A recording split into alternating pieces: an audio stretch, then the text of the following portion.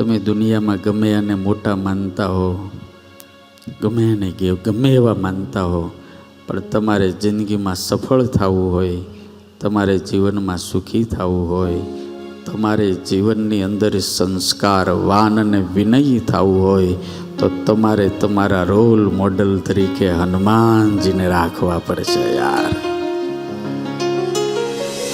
આ સુરતની ધરતી છે ને બહુ સારી છે, બહુ સારી. સમય તો બદલતા હૈ, ક્યારેક સારું ક્યારેક મોડું, હે. પણ જો તમને એક વાત કરું,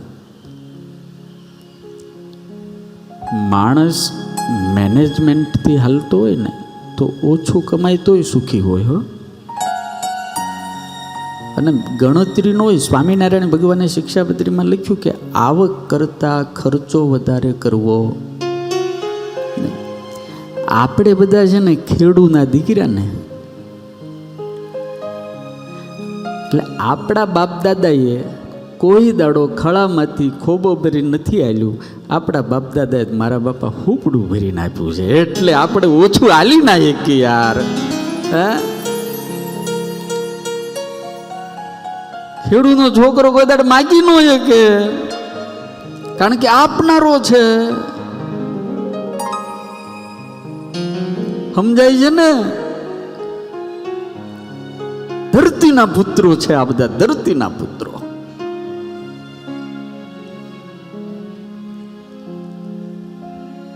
ખબર નહોતી બહુ પડતી આપણને કાંઈ વહીવટમાં, હિસાબમાં, એકડામાં, ગુણાકારમાં, ભાંગાકારમાં કાંઈ નહોતી ખબર પડતી. પણ મારા બાપ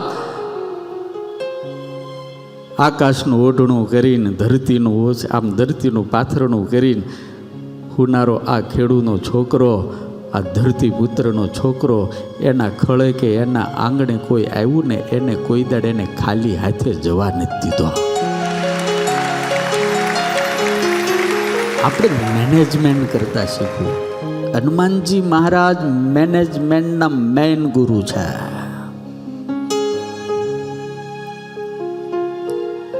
હનુમાનજી મહારાજ જેવો દુનિયાનો કોઈ મોટો એમ્પ્લોય નથી. તમે મોટી મોટી કંપની ચલાવો ને, અહીંથી કોઈક મેનેજર મોકલો ને, પછી અમેરિકા મોકલો કે ઇંગ્લેન્ડ મોકલો કે આફ્રિકા મોકલો કે યુરોપમાં મોકલો કે એને ટિકિટ લઈ દો ને પછી ત્યાં હોટલ કરી દો ને ત્યાં ગાડી કરી દો ને મિટિંગ ગોઠવી દો અને પછી એની પાછળ થોડાક રૂપિયા ખર્ચો ને બધો કેટલો ખર્ચો કરો, ત્યારે ત્યાં જઈને ઓર્ડર લાવે કે ન લાવે કે શું કરે કાંઈ નક્કી નહીં. આ હનુમાન દાદો એવો એમ્પ્લોય છે, 1 રૂપિયાનું ઇન્વેસ્ટ નહીં ને 100% નફો કરનારો છે યાર. 1 રૂપિયાનું ઇન્વેસ્ટ નહીં, 1 રૂપિયાનું નહીં.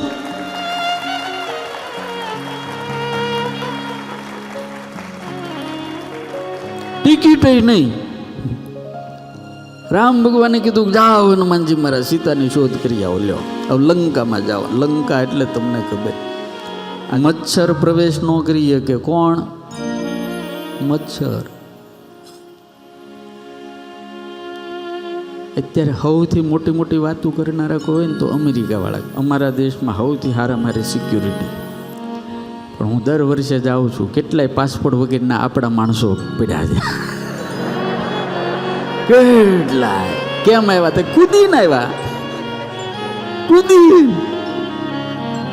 અને એમાં જે મહેસાણાનો સમાજ છે, મારા બાપ એવો માથા ભારે. હવે એના પોલીસને ગોળિયું પાઈ દે. આટલી ટેકનોલોજી છે, આટલા સીસીટીવી કેમેરા ના અંતે બધું છે, તોય તેને આવું થાય. લંકા આજથી લાખો વર્ષ પહેલાં રાવણની મરજી વગર મચ્છર પ્રવેશ ન કરે. તમે વિચાર કરો કે આ માણાની ટેકનોલોજી કેવી છે. આવી કડક સિક્યુરિટી તોડીને કોઈ જો પહોંચી ગયો હોય ને તો એ રામદૂત હનુમાનજી મહારાજ હતા. સૌ પ્રથમ બધા. અને 1 રૂપિયાનું ઇન્વેસ્ટ નહીં. ઘનશ્યામભાઈ ભગવાને નો ટિકિટ લઈ દીધી અને નો એણે એવું કીધું કે આ એટલા રૂપિયા લઈ જા, ત્યાં તારે કંઈ ખાવું પીવું, રોટલો બોટલો કાંઈ હોટલ કરવી, તું ખાઈશ કાં?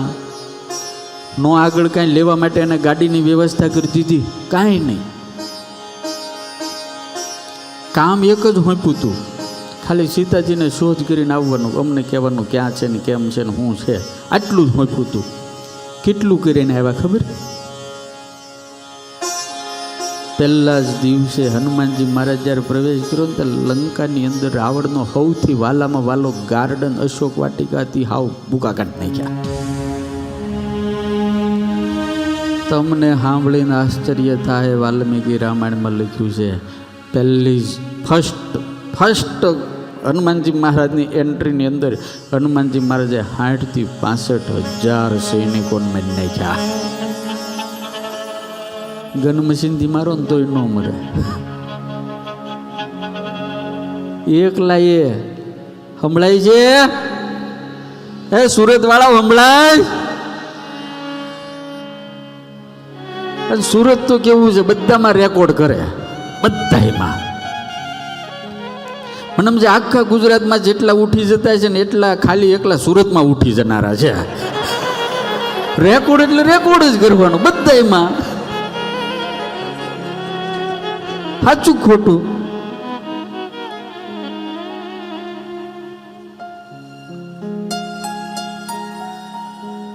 રેકોર્ડ આપણે બધામાં રેકોર્ડ જ કરવો છે. ખાવામાં સૌથી સુરતી આગળ. એક રેંકડી એવી ન હોય કે જ્યાં લોછો ન મળતો હોય. પાણીપુરીના તો એવા રસિયા. રેંકડીએ જોવો તો જાણે કીડિયું ઉભરાણી હોય. અને બહેનો એટલી ભાવે મારા બાપ. શાકભાજી લેવા જાય એટલે રેંકડી વાળા એટલા બધા હોશિયારના દીકરા હોય ને ત્યાં જ રેંકડી રાખે પાણીપુરીની. આ દેખાડોમાં અને પાણી આવશે મોઢામાં. હમણાં મેં એક વાત સાંભળી કે તો એક માજી આમ છેલ્લા શ્વાસ લેતા હતા. 5 દાડા ત્યાં 10 દાડા ત્યાં જીવ જાય નહીં. એટલે બાયું બધી ભેગી થઈ તો કે કેમ જીવ જતો નથી? એટલે એની થોડાક આમ હેદભાવવાળા હોય ને એને કીધું આને પાણીપુરી બહુ ભાવતી હતી, પૂછો જ ખરા. પણ અત્યારે મરતા પાણીપુરી આ 85 વર્ષના મોઢા મેં કે દાંત પૂછો તો ખરા. એટલે પૂછું છેલ્લે કાંઈ ઈચ્છા છે બા? તે કે હં. તે કે હું પાણીપુરી ખાવી છે. આહા, રેંકડી વાળાને ઘરે બોલાવ્યો. કારણ કે ઘરની તો ભાવે જ નહીં, ઘરનીમાં ટેસ્ટ ન આવે યાર. રેંકડી વાળાને બોલાવ્યો. 5, 10, 15 રૂપિયા. હવે તો જાઓ.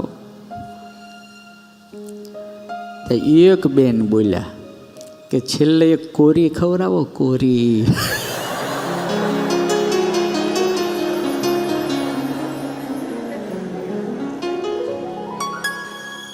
એ મફતની કોરી ન ખાય ત્યાં સુધી પૈસા આપેલી 25 પાણીપુરી પચે નહીં. એ આપણું સુરત યાર.